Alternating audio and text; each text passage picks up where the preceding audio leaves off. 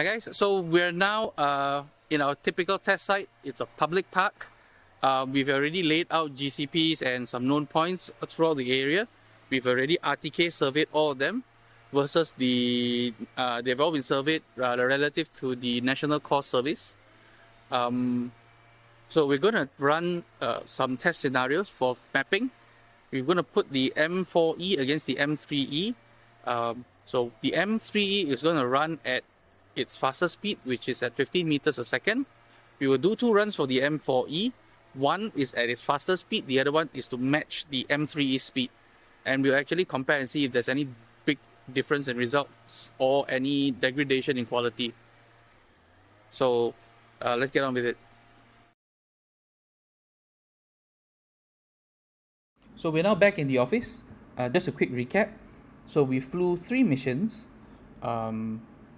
One on the M3E at 15 meters per second, one with the M4E at 15 meters per second as well, and one at the full speed of on the M4E with the full speed of 21 meters per second. All 3 were flown with the drone connected to the course network. So they all had the same correction data source. We also pre-surveyed the ground, and we have a total of 6 points here. So what I've done is I've processed all 6 using the same settings, right? And I've used one of them as a control point. I've used point 4 as the control point because it has the highest number of projections. They were all tagged. And then the rest of the points I use as checkpoints. Okay, so which means the data is tied to the control point, and then everything else is just used to measure as a reference point, right? So let's take a look at it's the same park here in Taman Tun. So the output is here. So the output is here. Let's go to the top. As you can see, we have all the individual files. So here are all the processing reports after processing. And let's go through some key performance parameters. Now these are the processing reports that are generated after the data is processed. So after processing, there are a few things we notice. So the first of all is we notice that the faster you fly, the more images are actually taken. So if you look at the 15 meter per second flights, they all have the same amount of images, 142. But the 21 meter per second, you actually take a little bit more images. Probably it's because of the constant changing of speeds. So when the drone slows down, it's still capturing images at the maximum speed. So it will actually overtake some of the images. You can actually see over capture images. So if we look at the picture taking density, if we look towards the end, you can see they are very compacted, right?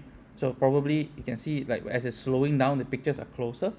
So that is because the images are taken with a fixed time interval.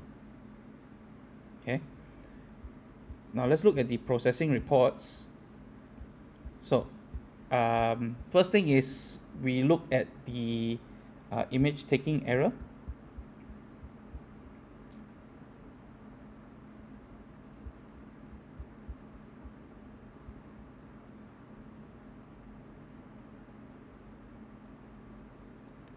The first thing you notice is the M3E has a much larger error. So the 2 M4 projects have less than 1 centimeter of error in total error, whereas the M3E has about almost 3 centimeters of error. Okay, that's the first thing we notice. Second, if we look at the control point error,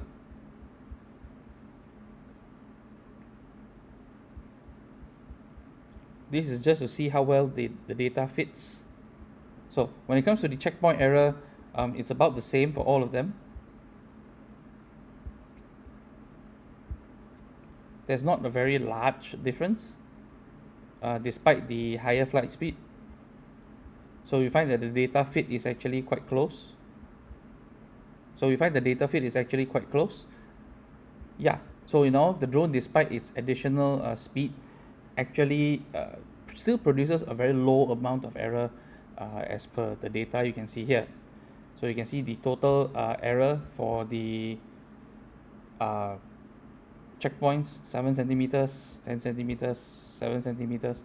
So the error is still quite controlled despite having the additional flight speed. So this is a very good sign for those who need to get jobs done in a hurry.